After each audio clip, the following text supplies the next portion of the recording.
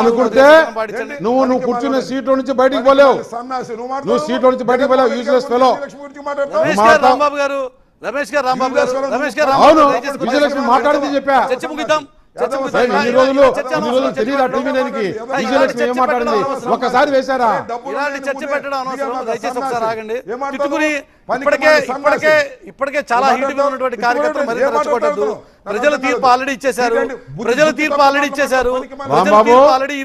నువ్వు ఎక్కడ కూర్చున్నావో అక్కడి నుంచి బయటకు వెళ్ళలేవు. జాగ్రత్త. మాట్లాడు రమేష్. ఇలాంటి చీఫ్ ఫెలోతో నేను నీకు చెప్పా, ఇలాంటి చీఫ్ ఫెలోతో నాకు వద్దని, ఇలాంటి చీఫ్ నా కొడుకులతో నాకు వద్దని చెప్పా. దయచేసి ఆగండి రాంబాబు గారు, మీరు కానీ రమేష్ గారు కానీ.